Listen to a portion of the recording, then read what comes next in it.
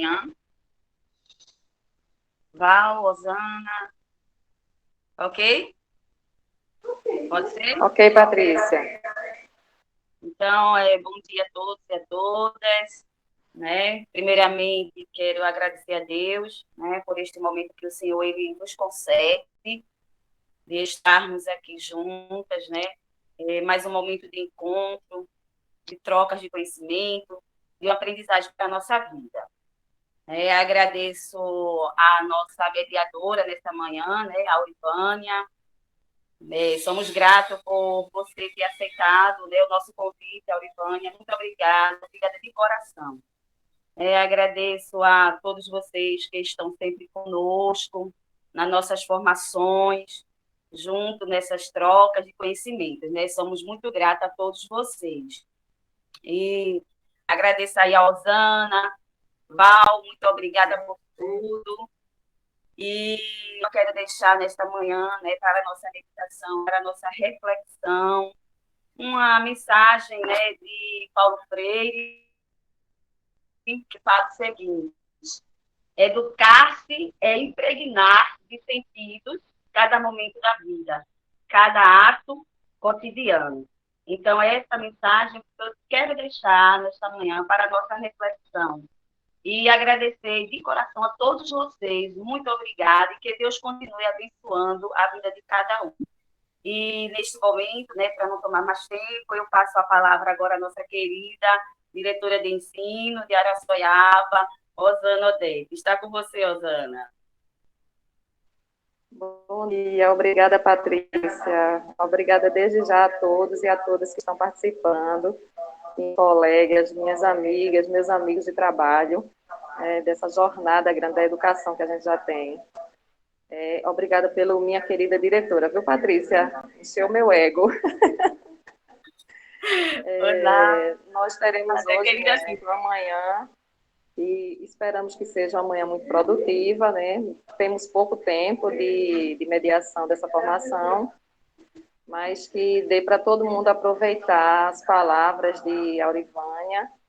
Ela é pedagoga, doutora em psicanálise da educação e saúde, além de outras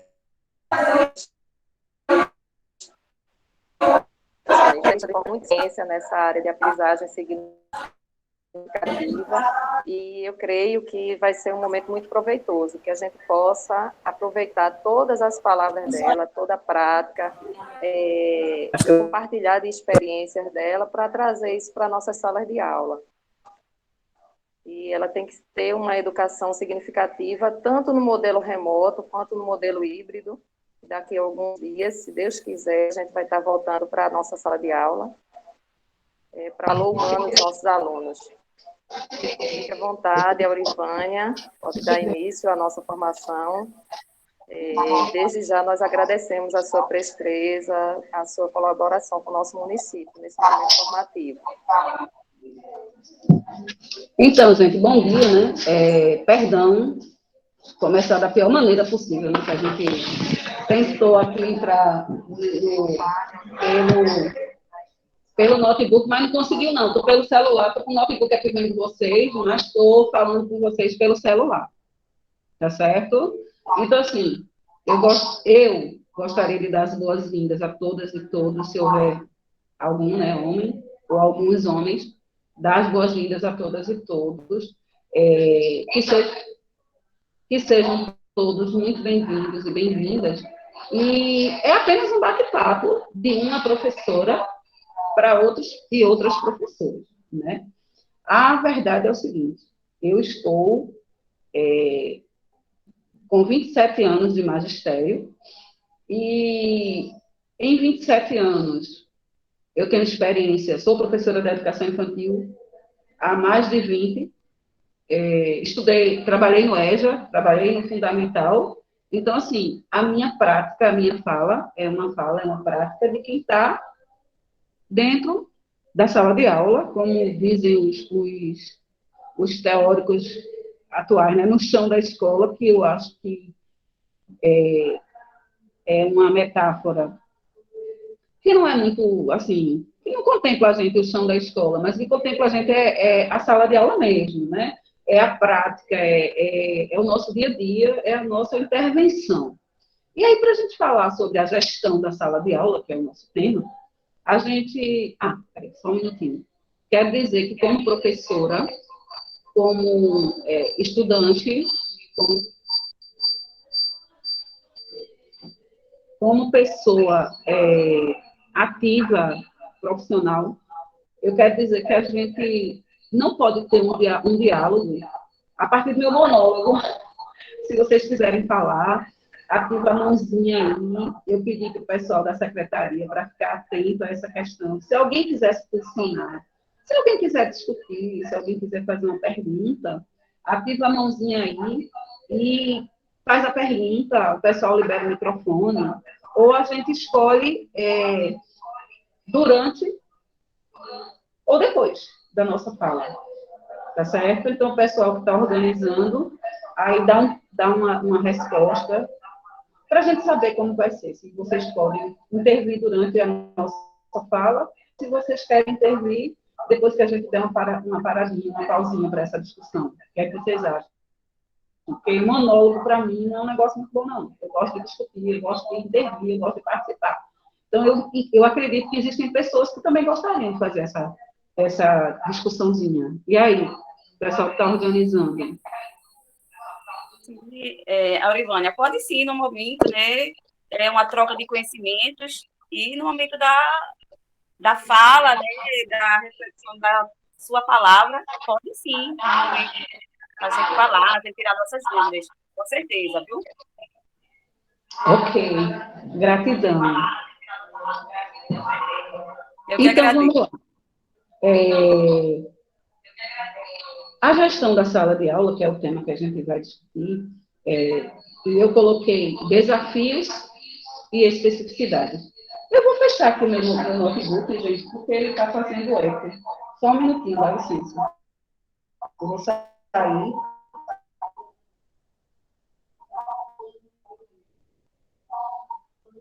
Eu espero que eu tenha saído.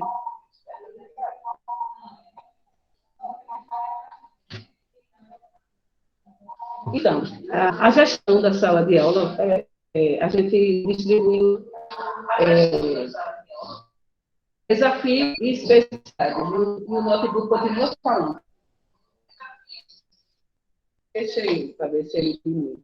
Aí, vejam, o que a gente tem nesse novo tempo, nessa nova experiência que a gente está tendo, com relação a desafios na gestão de aula. O que acontece é o seguinte, eu troquei de sala, porque o notebook estava incomodando. O que é que a gente tem hoje, depois do que a gente está vivendo nessa pandemia? O que é que a gente tem como desafio? Antes de qualquer forma, nós sempre tivemos desafios. Os desafios que eram o processo de aprendizagem, a família, a gestão escolar, a gestão municipal, a gestão da rede, a gestão estadual. Nós sempre tivemos vários desafios, N desafios. Hoje a gente está voltando, quer dizer, o Recife está voltando essa semana, a gente está aqui na escola. O Recife, a gente está hoje em formação, as minhas colegas estão ouvindo a formação presencial, né? E hoje nós estamos nos preparando para um retorno de aulas presenciais, do qual nós estamos afastados há mais de 1 ano e meio.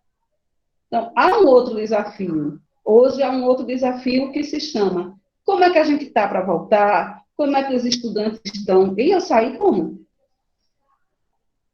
Está dizendo que eu saí? Eu saí? Notebook. Então, nós estamos com um novo tempo, nós estamos voltando de uma forma diferente, que nós estamos vivendo uma outra realidade, que os estudantes estão vivendo uma outra realidade, e a gente tem muito mais do que a gente já teve como desafios. Tu liga aqui, por favor. E aí, para além das coisas que a gente já viveu, para além das coisas que a gente já passou, a gente está vivendo a nova realidade, que é a pandemia, que está nos afetando até hoje. E a gente vai voltar com os estudantes. No caso, sou professora da educação, antes desse ano, eles não frequentaram a escola. A gente vai voltar com estudantes que frequentaram até março de 2020.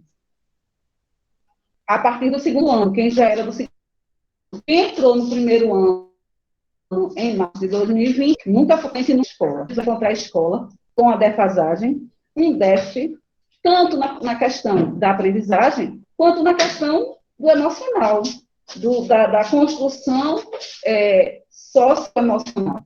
Então, é mais um desafio que nós vamos encontrar para o nosso retorno de sala de aula, para a nossa prática, para a nossa gestão de sala de aula. Diante desses desafios, que não são poucos, né, já existem que a gente sempre enfrenta no dia a dia, diante desse desafio, a gente também precisa fazer uma reflexão. E aí é quando eu coloco a questão de especificidade. A especificidade do professor.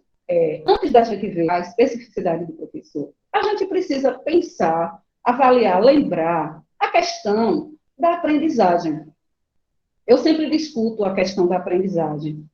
Como é que eu ensino? Como é que o outro aprende? Como é que o outro me ensina? Como é que eu aprendo? Tá? E aí, pode sim interagir na conversa. Seja bem-vinda, viu, Cláudia? E aí a gente vai falar um pouco sobre aprender, o processo de aprendizagem. Na verdade, o processo de ensino-aprendizagem. Aprender, né, é um ato de mudança de comportamento. A gente aprende quando a gente interage, quando a gente utilizar aquela aprendizagem em benefício da gente. Eu coloco muito que aprender sem colocar em prática no dia a dia e na vida serve para nada. Eu vinha discutindo hoje com um professor de matemática, eu sou pedagoga, dizendo para ele, para que molesta, eu aprendi função derivada para utilizar na minha sala de aula ou para utilizar na minha prática de outra formação que eu fiz. Se eu nunca utilizei isso na vida. Lista tem. Então, o ato de aprender, o simples fato do ato de aprender, ele diz o seguinte: eu aprendo quando eu utilizo o conhecimento em meu benefício. Se o que eu aprendo não pode ser utilizado para mim, qual a utilidade disso? Para que me serve isso? Então, o ato de aprender, ele incorre, ele vai diretamente ser ligado à questão da mudança de comportamento. Eu aprendo coisas e utilizo em meu benefício. Aprendizagem, aí a gente fala, o ato de aprender, a gente pode falar como é que a gente aprende. A aprendizagem tem forma de apreensão, a gente aprende de algumas formas, e a aprendizagem tem os tipos de aprendizagem. Então, segundo Vygotsky, Piaget, né, falar dos teóricos, aprender, você aprende, interage e muda o comportamento e utiliza em benefício. Tá? Mas a aprendizagem ela pode ocorrer de duas formas.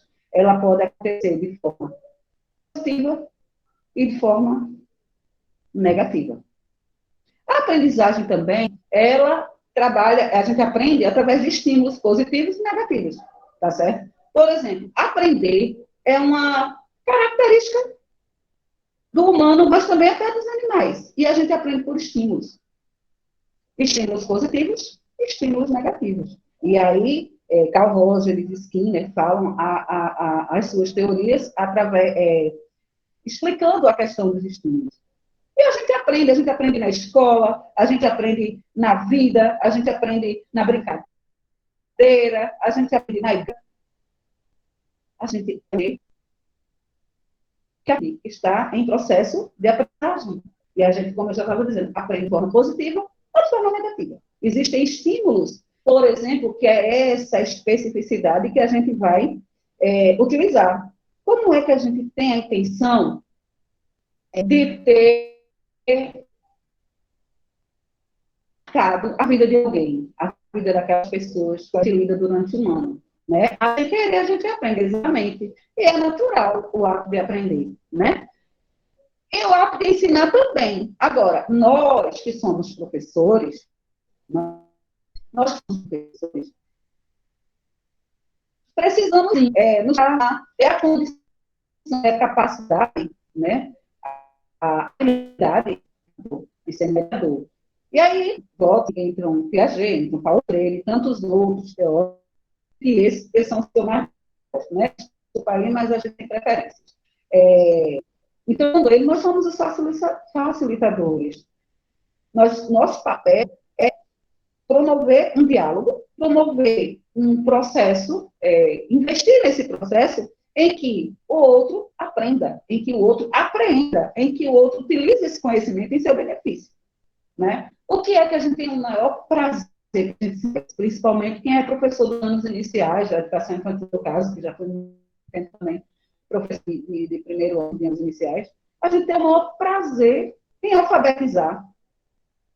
E alfabetizar é uma linguagem que o outro vai utilizar, a leitura e a escrita, para o resto da vida. É um dos maiores legados da nossa profissão. É que a gente facilita esse mundo da leitura e da escrita. É um dos maiores prazeres que nós, professores de anos iniciais, temos, né? Mas somos facilitadores. E, como facilitadores, precisamos encontrar o caminho. O caminho seja um caminho não doloroso. Porque eu, justamente, coloco, né, radicalmente, uma coisa que a gente não tem certeza de nada, mas uma das posturas que tenho para me posicionar radicalmente contra é com relação a gente trabalhar torturando, fazendo medo, uma postura autoritária. A gente encontra isso quando vai citar as especificidades através de Paulo Freire. E aí, o que é que a gente tem como facilitador na nossa prática e nas nossas especificidades? A gente já falou sobre a aprendizagem, o ato de aprendizagem.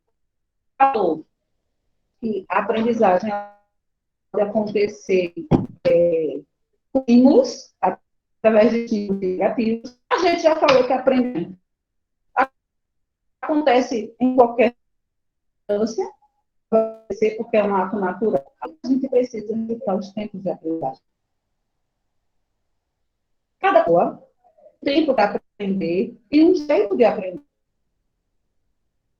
A gente não pode considerar o sujeito, não mais o indivíduo, o sujeito, como sendo igual a todo mundo. A gente pode considerar o sujeito, vai aprender do mesmo jeito, tem as nossas especificidades. Aí o nosso respeito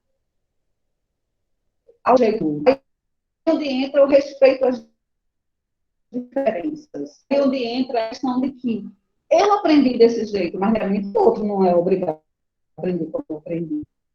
A questão da paixão, nossa. E aí, a gente tem tempo para aprender, a gente tem jeito de aprender. Na neurociência, para falar sobre isso.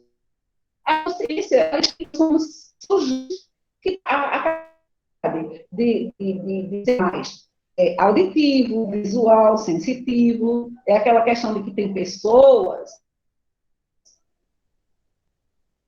que são muito visuais, se ligam muito, estão vendo do ambiente de cores, de luzes, não é? As pessoas que são mais visuais.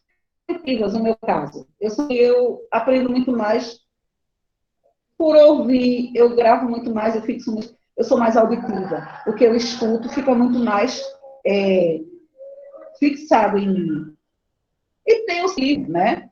O sensitivo, ele é de sentimento, quando a gente vai falar de construir competências socioemocionais, né? Mas todo mundo é auditivo, todo mundo é visual e todo mundo é sensitivo. Agora, uns mais, outros menos. Então, sabendo disso, a nossa função... Bom dia, Fernando. A nossa função é justamente utilizar esse conhecimento, gente, em benefício da gente.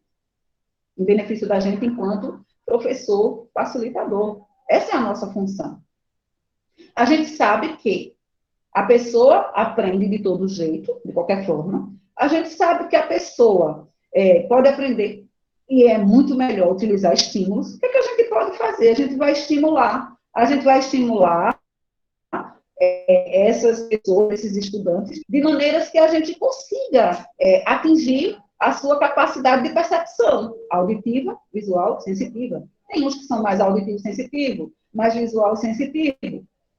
Mas a gente precisa encontrar um caminho para encontrar uma forma de estimular aquilo que facilita. Está muito teórico, está muito ainda na questão do como aprender e como ensinar. E na nossa gestão de sala de aula, os desafios, eles acontecem de todo jeito. Quando menos a gente espera. E agora sim, a gente vai encontrar mais desafios no retorno das aulas presenciais, porque todas as redes, né, que estão investindo na questão do ensino híbrido, que estão investindo na questão da utilização de tecnologias, né? Estão investindo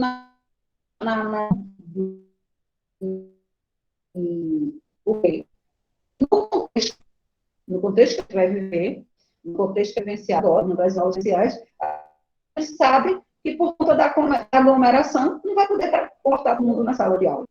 Então, a gente vai ter um formato de sala de aula diferenciado e, além de que, vai usar as novas tecnologias, né? As novas que não são tão novas, mas que a gente poder ter acesso à tecnologia para dar a questão do ensino híbrido. Né? O ensino híbrido, tecnologias, usando o espaço remoto, que é esse espaço utilizando agora, para esse momento de diálogo. E aí, a gente precisa também encontrar, resolver esse desafio diante dessa questão do novo, a gente fazer essa estimulação. E aí, dentro dessa questão, saindo um pouco da teoria e indo para a prática, a gente vai entrar na questão da construção das experiências socioemocionais. Não é? A gente sabe que, por exemplo, eu tenho uma outra função, eu tenho uma outra formação, e aí, eu discutindo... Ô, Aurivânia, Oi. é porque a gente fica assim, bom dia, gente, é porque, deixa eu abrir aqui a câmera, deixa eu abrir aqui, é porque a gente fica meio assim, não querendo te interromper, né? Então, Eu sei que é muito bom o diálogo, mas eu acho que no momento que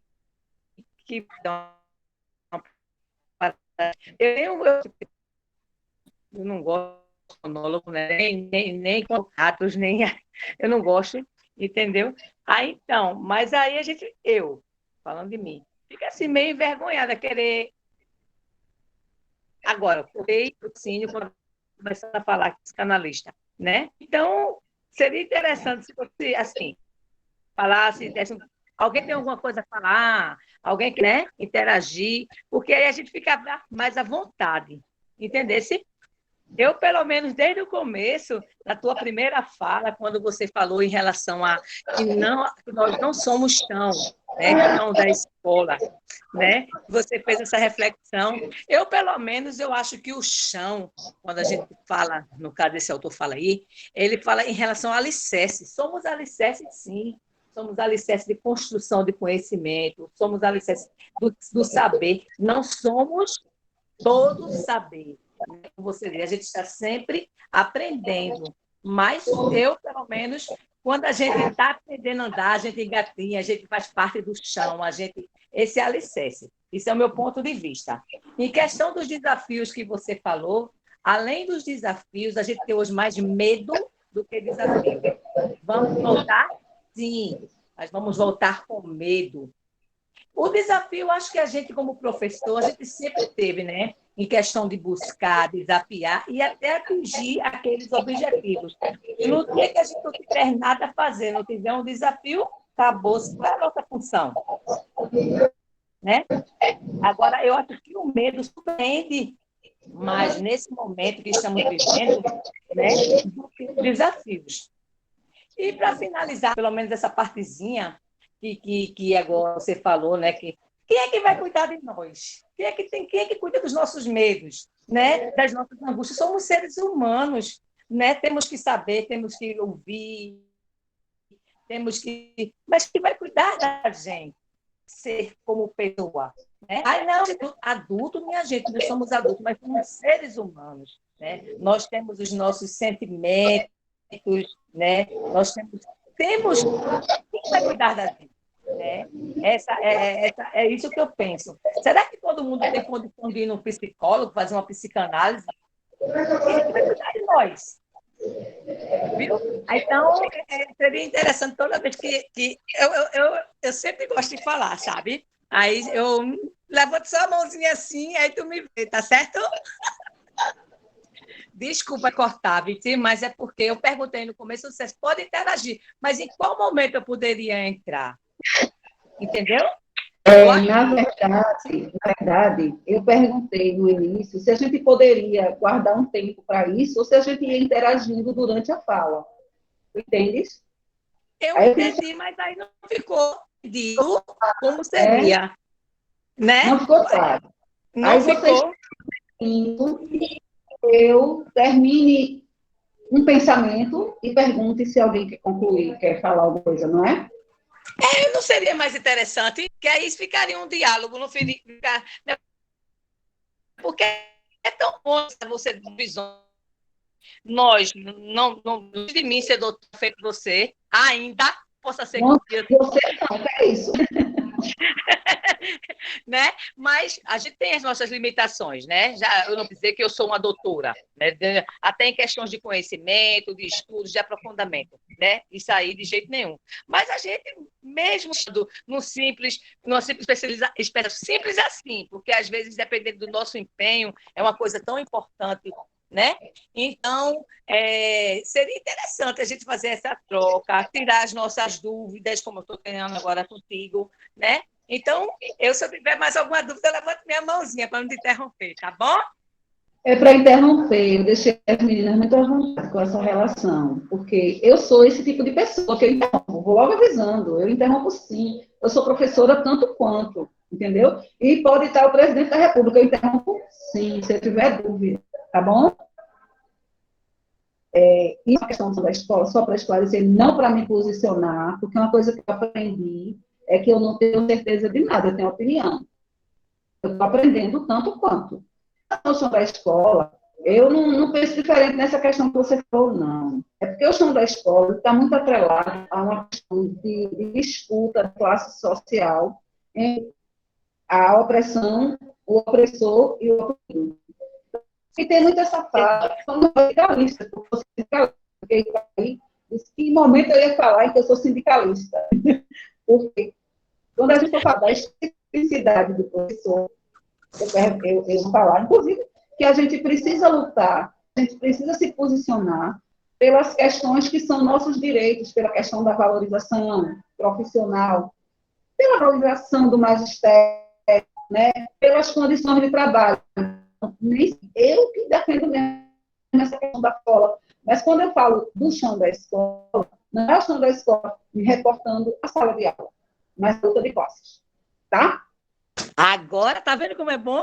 Porque em relação E a gente vai entrar na luta de classes. Entendi, agora sim. E não é uma questão de fechar com a minha opinião, é de esclarecer por que eu falei daquele, tá bom? E aí, a gente vai adotar essa dinâmica, se ninguém tiver nenhum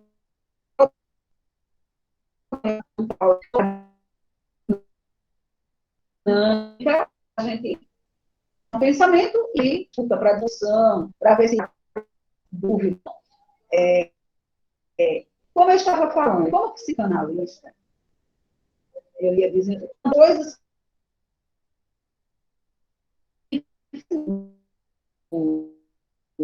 escuta do outro é a minha formação como professora de sala de aula, que me ajuda muito, que me dá a condição de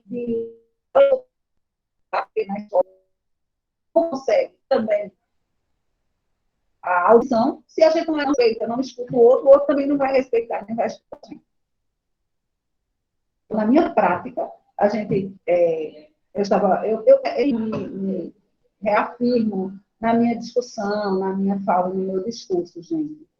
Porque na minha prática, na minha experiência de sala de aula,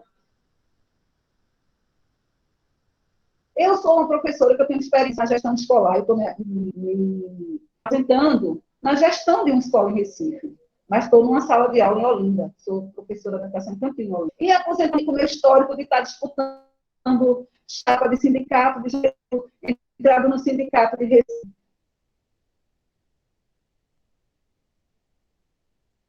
No Simpere, a gente já fez o Simpere, foi a gente disputando, quando eu estava disputando, em 2009, quando o Brasil estava disputando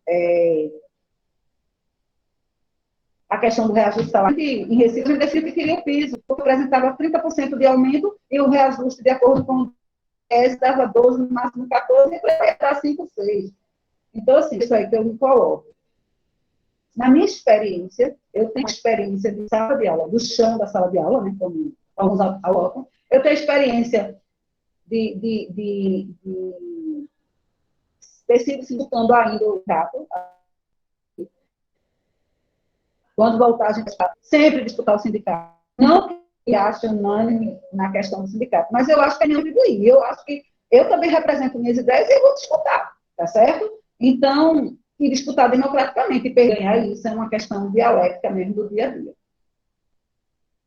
Então, dentro da minha prática, dentro dessa questão de, como psicanalista, ouvir, e também como professora, na minha prática psicanalítica, a questão de entender o tempo, o comportamento, respeitar a diferença, e como psicanalista de respeitar, acima de tudo, a diferença, porque o que eu penso para mim não é o que vocês têm que pensar para vocês, imagine os estudantes. Então, é sim uma questão de Paulo Freire diz, dos desafios, e Freud dizia que ensinar é uma atividade impossível. E aí entender Freud, vai entender Freud dizendo que ensinar é uma atividade impossível, porque a gente vai ensinar para alguém que está ali, cheio do espaço, cheio porque foi obrigado.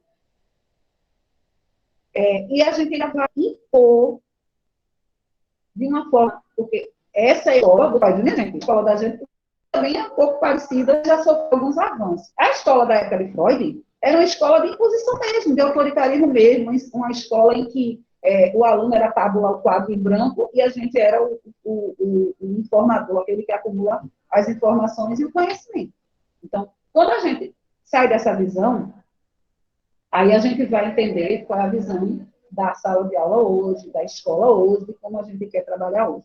Vou encerrar esse ponto para a gente entrar em outro ponto da filosofia da especificidade do ensinar, tá certo? Então, se alguém tiver alguma coisa para se posicionar com relação a essa questão de escutar, de perceber a diferença, do respeito à diferença e de estimular o que o outro tem de positivo e de forte, eu estou encerrando isso para a gente encerrar e iniciar outro ponto, que é a questão da filosofia da educação. Que filosofia a gente segue? Mas primeiro eu estou abrindo espaço para vocês. Valdenice, viu, Ivone? Eu acredito que, assim, algumas coisas que você já colocou, em relação à questão da aprendizagem, a gente está voltando num momento novo, sim. A gente sabe que a especificidade, então a gente vai encontrar essas diferenças que a gente já tinha, mas hoje, de uma forma, talvez, como a Cláudia falou, o medo também é um desafio, né? Não deixa de ser um desafio, porque não só o professor está com medo, todo mundo está com medo. Então, a gente vai encontrar uma sala de aula, talvez, não vazia, sei lá, porque aí nisso os pais vão mandar os alunos, o quantitativo vai chegar, mas a gente precisa entender que o nosso serviço vai ser dobrado. Eu digo dobrado assim, a gente vai ter que dar conta, né? E aí, quanto profissional, do remoto e, ao mesmo tempo, do presencial. Então, qual é o meu lugar de fala, por exemplo? Qual é a concepção que eu trago em relação à casa e quem está na escola? Eu vou tratar diferenciado, ou vou ter que ter essa questão da competência socioemocional? Eu vou ter que perceber que meu aluno que ficou em casa, ele é tão merecedor de uma qualidade de ensino quanto o que está presencial. Então, isso eu acredito que também é um desafio. Eu também me coloco como professor. Essa questão da empatia, né?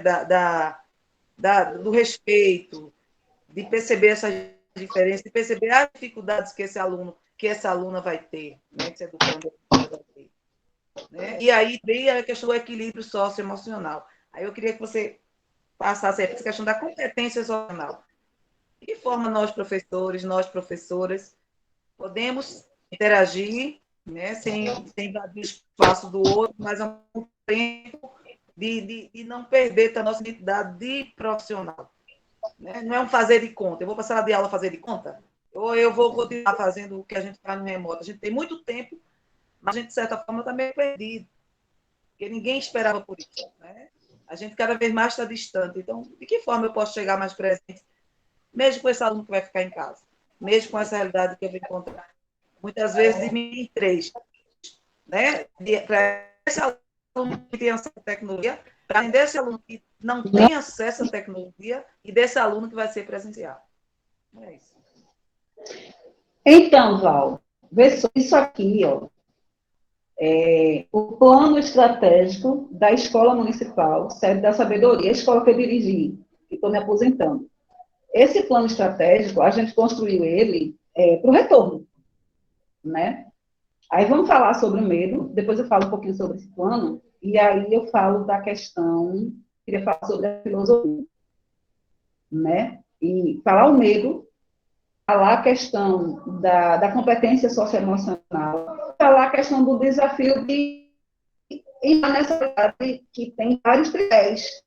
A realidade agora tem vários tripés, como a Val colocou, que é a gente lidar com o nosso medo, tá? Que é a gente lidar com a insegurança do retorno, que o medo é o quê? A falta de segurança. A gente e para vocês, que não são professoras de crianças de educação, creche como eu, que eu estou pensando como é que eu vou botar aquele menino no braço, como é que eu vou lidar com a mãe, como é que a mãe que traz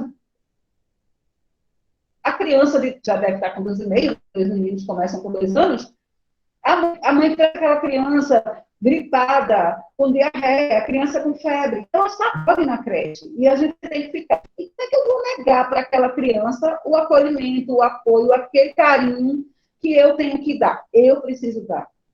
Não é? Porque eu tenho que manter o lado dele e o meu. Está sendo a confusão que a pessoa está enfrentando, né? Mas vamos lá. Esse medo, qual? Desculpa aí que eu gosto de chamar as pessoas assim, na idade. Clau, Val. Eu assim, desculpa aí, viu? Esse medo, qual? E Val, o seguinte, é o novo, é a esperança, que passou um tempo guardada e resguardada, porque nós somos uma categoria que teve não esse privilégio, porque isso não foi privilégio, meus amigos. Porque se a gente voltasse, se a gente estivesse trabalhando em Pernambuco todo, com todas as prefeituras, com todo mundo, a gente estaria colocando na rua, todos os dias, 2,5 milhões de pessoas, entre profissionais e estudantes. 2,5 milhões de pessoas. É um vetor de contaminação de quantas pessoas no estado? Se a gente já teve esse saldo negativíssimo de morte, percentual de morte, porque a gente só fala de estatística porque a gente não sabe quantas pessoas morreram na família de cada um, né? Então, quem está falando aqui é a sindicalista, logo avisando, né? A gente tem aqui um percentual de 2,5 milhões de pessoas que iriam contaminar. Ela contamina no mínimo 4 pessoas. Então, a gente trabalha com 2,5 milhões de pessoas na rua. Vezes 4. É ok? De gente, né? Tá? Então, né? 10 milhões. 10 milhões. 10 milhões. Fora os né? que a gente já contaminou, e aí. Então, assim, não foi privilegiado. A gente, preso dentro de casa, nós nos apresentamos e foi para uma hora para outra, claro, que isso está errado. Pelo contrário, acho que a gente deveria continuar mais tempo. O não retorno. Mas você vai esbarrar com a sociedade pedindo retorno. A gente vai esbarrar com o pronunciamento de um ministro da Educação que se posicionou ontem de maneira que é aterrorizadora. Ele colocou que todos esses municípios têm que, sim, retornar.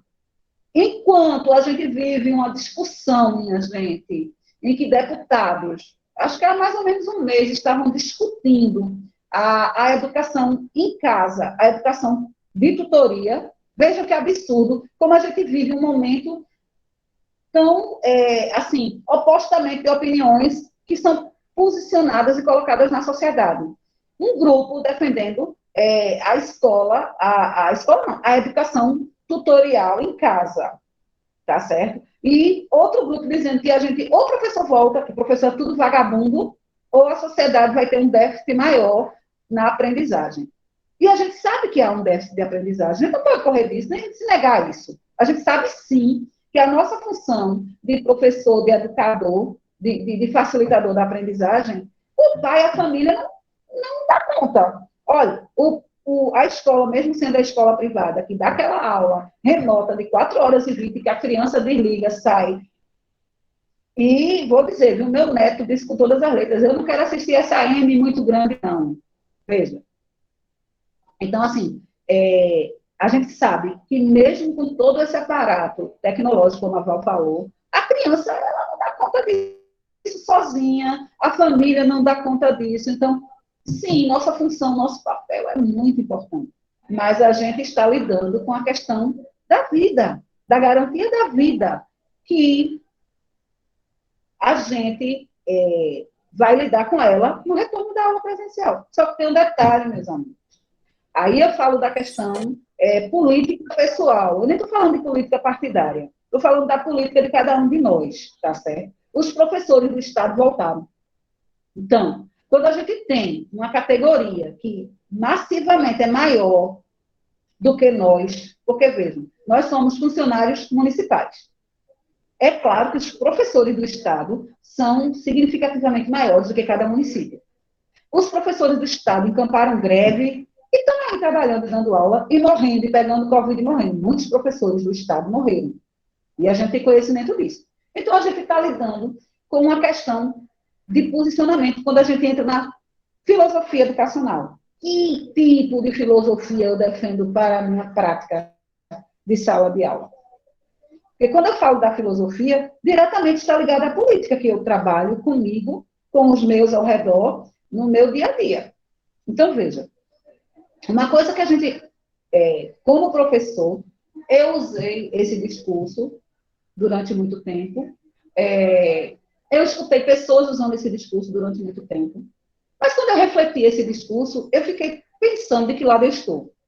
Porque tem professores, e principalmente quando a gente fala de alfabetização, tem professores que se posicionam dizendo, eu sou eclética, eu não sigo nenhuma filosofia. Eu sou eclética, eu sigo todas, tá? Tem professor que diz, não, eu sou tradicional e eu acredito que só se aprende desse jeito e tal. Tem outro, eu também usei muito tempo o discurso de que eu sou crítico social dos conteúdos, que é a que eu mais me aproximo, né, da filosofia em que a gente vai criticando e vai construindo junto, e vai empoderando e sendo empoderada, tá? Então, que tipo de prática eu privilegio na minha função de gestão de sala de aula? Não tenho problema nenhum que você seja tradicional, que você seja moderna, que você seja eclética. Não vem ao caso a sua escolha. O que vem ao caso a sua escolha é o seu posicionamento, tá bom? Se eu sou uma pessoa que sou tradicional, acredito no método tradicional, sigo o método tradicional, então eu sei o que significa o método tradicional, Eu me apropriei do que significa, o que é que eu estou reproduzindo, o que é que eu estou construindo, o que é que eu estou aprontando, deixando pronto como produto final na sociedade. Tá? Que posicionamento eu tomo? Eu, como professora, e vou dizer um negócio para vocês, quando faz reunião pedagógica na escola, no mês de março, que a gente vai discutir o calendário do mês de março, que o pessoal só se lembra do dia do circo e não se lembra do dia da Revolução, 31 de março, eu fico indignada. Porque não é uma questão de história, minha gente, é uma questão de contexto sociocultural, de contexto político, de como é que a gente está trazendo a escola para a gente e para o sujeito, que é o nosso estudante. Então, que filosofia é a nossa, na nossa prática? Eu não estou preocupada qual que seja a vossa filosofia. Só quero que você mesma faça essa reflexão consigo. O que é que eu estou querendo deixar como produto social? É a pessoa que balança a cabeça? É a pessoa que não concorda? Porque também tem uma escolha, viu, filha? Eu quero criar, eu quero construir, eu quero ajudar a construir. O cidadão que critica, mas ele volta contra mim na minha prática, viu? Eu dou a ele a escolha, eu dou a ele a oportunidade de discutir, de achar, de avaliar, e ele vai vir para mim dizer: ei, professora, você não disse que era assim? E eu tenho que ter maturidade para ajudá-lo a construir esse posicionamento e dizer para ele: ó, é o seguinte, existe uma diferença, existe a democracia, existe o processo construído dialeticamente, existem as opiniões diferentes, mas existe autoridade. Existem regras que a gente construi, existem regras que a gente segue, e regras que são feitas no coletivo, é feita para o coletivo. Então, eu preciso saber qual é a minha filosofia, como é a minha prática, e assumir a minha postura, tá certo? Qual é o produto que eu estou devolvendo para a sociedade quando eu estou, por exemplo, como professora do 5º ano? Porque, pelo que eu saiba, esse é um grupo constituído de educação mental. Então, qual é o produto que eu estou entregando quando a criança vai para o 6º ano? Eu tenho que saber qual é a minha filosofia, o que é que eu faço. E tempo, para vocês, se quiserem intervir a hora, agora eu estou deixando espaço para entrar com a faca com o pé na minha caixa dos pés, está aberto. A gente está chegando quase a 1 hora já, viu? Se parar, Então, aí vai depender do falar um pouquinho da competência socioemocional, né, Val, que você pediu para falar. das competências, se possível. Né? Só um pouquinho sobre a questão da competência socioemocional. Vejam só. Como a aprendizagem ela se dá num nível positivo ou negativo, né? A gente precisa priorizar, a gente precisa dar o espaço, garantir o espaço, como eu falei daqui do plano estratégico da escola. A gente, no retorno, a gente vai fazer uma questão socioemocional, porque, como eu disse, está havendo uma defasagem de aprendizagem, está havendo uma defasagem de interação social entre as pessoas. Está havendo déficit, sim, está todo mundo vindo de uma experiência de reclusão. Quer dizer, a trabalho nem muito.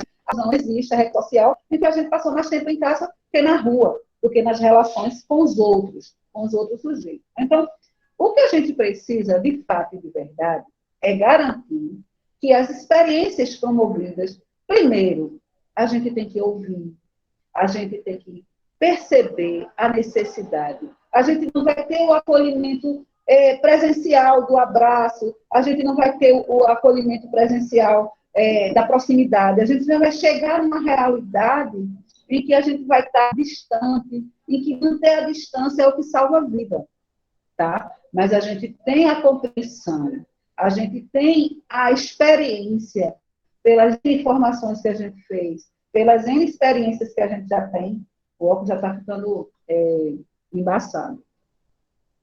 Das experiências que a gente tem, de que a gente sabe acolher.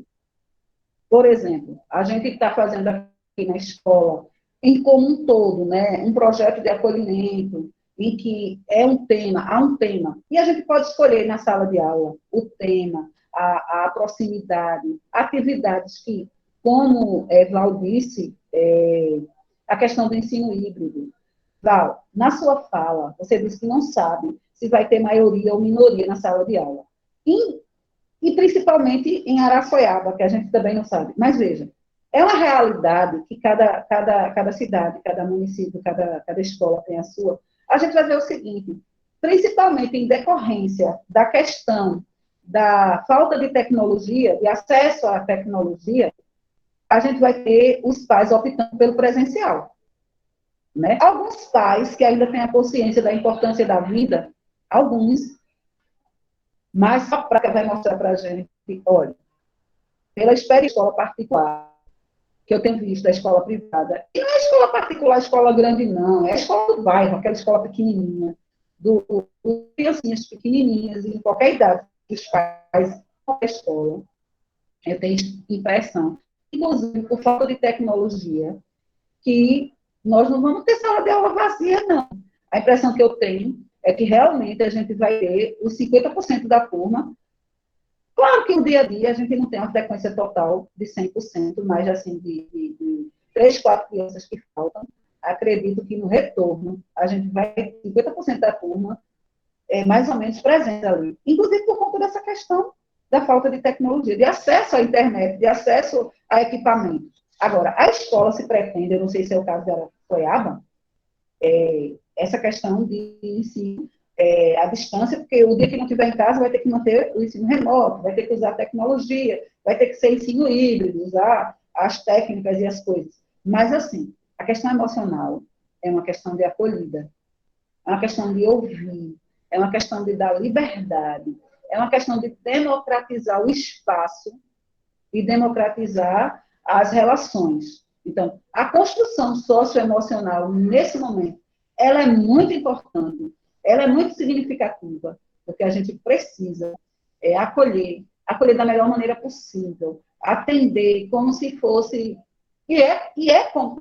como ser, é como praticamente é, o início da criança na escola, do estudante na escola, porque é um retorno para a gente. Eu vou contar um segredo, eu cheguei nervosa na escola hoje, eu acordei muito cedo, eu me atrasei, eu cheguei toda estabanada, porque é novo. Não é novo para mim na escola, porque como gestora, eu continuei trabalhando. Mas é novo comigo o contato com os colegas, né? É novo comigo a experiência de trazer a escola para o retorno. Então, assim, eu fiquei nervosa, eu estava estabanada, eu estava assustada, como o Paulo disse, com medo. Agora, como trabalhadora de saúde, né, na questão da saúde da psique, o medo é o nosso maior inimigo. Que a gente tenha medo para lutar, que a gente tenha medo para se posicionar, que a gente tenha medo para se precaver, que a gente tenha medo, porque medo, além de ser inimigo, mas ele é um mediador de segurança, ele nos dá segurança para algumas coisas. Ele impede a gente de sair correndo para o abraço e morrer, tá certo? Mas, assim, que o medo, ele sirva para a nossa proteção, mas que ele não sirva para a nossa inibição, ele não sirva para a gente imunodeprimir, tá certo? Se alguém tiver doença, se alguém tiver dificuldade, se alguém tiver problema de saúde mental, aí procura um médico e procura se cuidar e não retorna. Mas retornar com medo é imunodeprimir. E quando a gente imunodeprime, a gente pega doenças muitas. A gente vai realmente adoecer e ter problemas sérios e pode perecer. Então, que o medo ele seja uma alavanca, ele seja uma barreira de proteção, mas ele não seja nosso inimigo, ele não trabalhe contra a gente. Porque o início do meu diálogo, a gente precisa usar conhecimento em nosso benefício. Val, se tiver alguma coisa mais para dizer, eu sei que o tempo já está estourado, né? Se alguém quisesse colocar, mas a questão aqui é que a gente saiba das especificidades do professor, que a gente saiba que os desafios são enormes. Se vocês quiserem abrir outro bate-papo desse, se a gente tiver outra oportunidade, se vocês quiserem me conhecer mais, eu vou deixar com as meninas o meu contato. Quero dizer que não para todo mundo, que eu estou vendo 73 pessoas presentes aqui, então não vou conseguir dar conta disso. Mas, assim, desde que começou a pandemia, eu tenho trabalhado em um projeto que é atendimento gratuito, tá, de terapia breve para as pessoas que, por conta da pandemia, estão com dificuldade do retorno, com dificuldade de relação, com dificuldade de vivência. Então, se alguém precisar de fato, de verdade, procura as meninas. E eu estou atendendo, como é uma terapia breve, não demora muito mais do que um mês, assim eu atendo gratuitamente, tá bom? É claro que eu não vou atender esse tudo que está aí, né? Lógico. Mas, se alguém Por que precisar, que não? vocês conhecerem alguém. Por Não, que não não? uma vez, né? 73 pessoas a gente pode fazer de novo na sala do Meet. Aí a gente pode fazer, as meninas da secretaria podem fazer, inclusive, meus amores, palestra para a gente, nesse nível de cuidado, cuidador, que foi o que você colocou, Paulo. Tá certo? A gente pode fazer, sim, uma palestra voltada para o bem-estar do trabalhador, um momento de terapia, um momento de uma prática, uma técnica, uma ferramenta das que eu conheço, para a gente ajudar todo mundo. Agora, não estou olhando que é virtual, inclusive, a gente tem que ir com um pouquinho, né? Mas se alguém precisar mesmo, não é para todo mundo, que eu sei. Tem pessoas que estão muito bem, Eu gostaria, mas se precisar, as meninas aí estão à vontade para me indicar, tá bom? posso? Só um minutinho, Cláudio. Alguém gostaria de fazer alguma pergunta, fazer alguma colocação, minha gente? Porque eu sei que, assim, essas temáticas aí, a gente trouxe essa temática da questão da especificidade, né? É o seguinte, e aí, como experiência, né, a gente precisa ter duas coisas. A aprendizagem significativa, a gente viu que a gente aprende, e aí a gente tem várias formas de aprender, mas essa aprendizagem significativa ligada à questão socioemocional, que é o que a gente mais está vivendo hoje, ela vai passar exatamente, né, tanto pela questão da terapia individual, que ela falou, mas principalmente essa questão de que a gente, quando chegar na escola, a gente se dê as mãos. Né? Acho que isso é o momento de todo mundo se dar as mãos, de criar alternativas, seja através de projetos, como o Aurifane falou, mas também seja através da nossa relação mesmo do dia a dia, que não é assim, não é fácil, a gente está todo mundo em casa. E aí, quando voltar, procurem, né, ter essa relação de amizade, de cooperação, de ajudar o outro. A gente está chegando com uma gestão diferente, a gente está chegando com um novo momento de gestão. Então, assim, procurem se aproximar um do outro, independente que seja contrato, que seja efetivo, porque a gente sente que as pessoas se fecham muito e acham muitas vezes que a gente é efetivo. Eu sou efetiva, eu tenho 23 anos, e é por isso que eu tenho que ser diferente, eu tenho que agir diferente, eu tenho que ser tratado diferente, e não é assim. Então, abraço quem chegou agora, né, que a gente possa ter essa relação de amizade e a gente possa desenvolver competências emocionais para segurar o que vem por aí. Né? Eu falo muito, se alguém quiser falar, acho que aumenta. Com certeza, Val. Essa a solidariedade é fundamental. A confiança e dar oportunidade para o outro. Que a gente não tem certeza de nada. E a nossa incerteza faz com que a gente consiga enxergar no outro que o outro também é inacabado. Como diz Paulo Freire, nós somos inacabados, nós somos incompletos, estamos em construção. Então, que a gente se construa junto, porque a gente perdeu para a gente perdeu tanta coisa, e a gente tem que aproveitar, ser grata ao universo pela oportunidade que a gente está tendo de continuar vivo e garantir a vida. Então, dentro, como eu falei, né, eu ia falar sobre o nosso plano estratégico, um dos pilares mais importantes desse nosso plano de retorno aqui para a escola é o acolhimento entre a gente. É tanto que a gente está criando aqui um tema para a escola, que é Eu Fico Assim Sem Você. É aquela música de Claudinho Bochecha. Sou eu assim sem você. Namoro sem abraço, circo sem palhaço, sou eu assim sem você. Então, é o nosso tema. A gente começou o dia, botou no grupo essa música, vai colocar para todos os meninos, vai fazer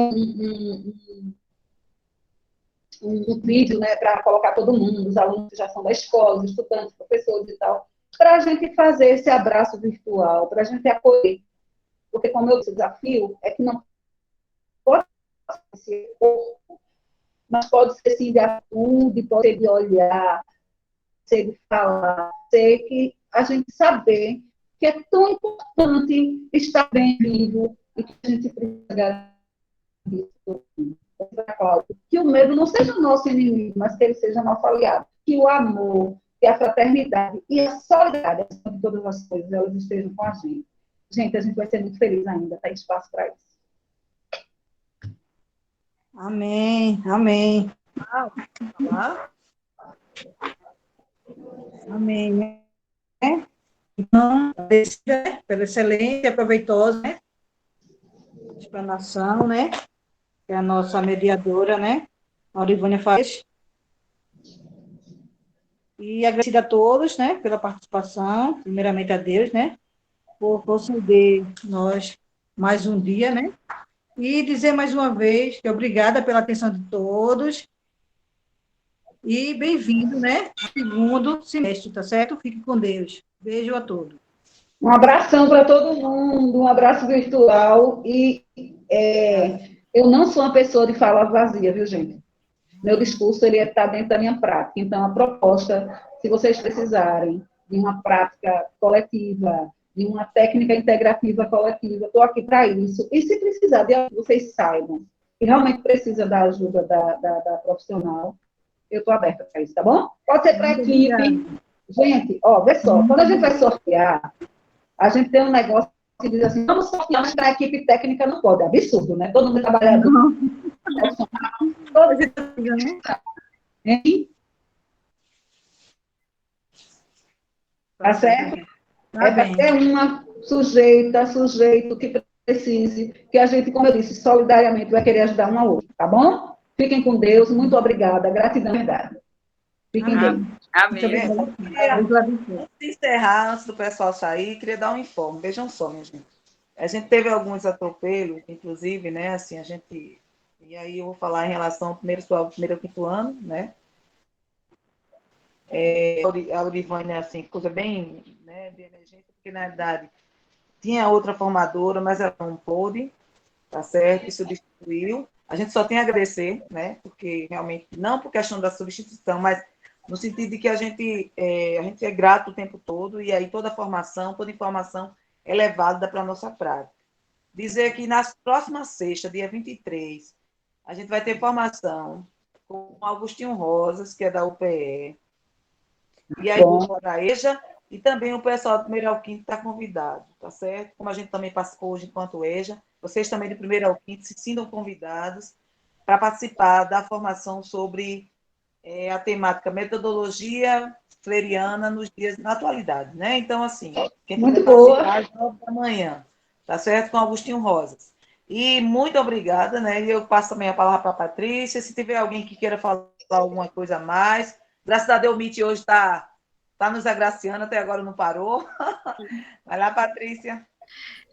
Eu só tenho que agradecer, né, como Ângela e você já falou, agradecer aí a Aurivânia, muito obrigada de coração, que Deus continue te abençoando, né, capacitando cada vez mais você, dando mais sabedoria, viu? Muito obrigada pela formação de hoje, foi maravilhosa, viu? Muito proveitosa, e nós só temos a agradecer, toda a equipe, agradecer a você por este momento, e a todos que assim participaram, muito obrigada, fique com Deus, tchau. Tchau, gente. Tchau, tchau. Para todo mundo. Até sexta. Até mais. Obrigada.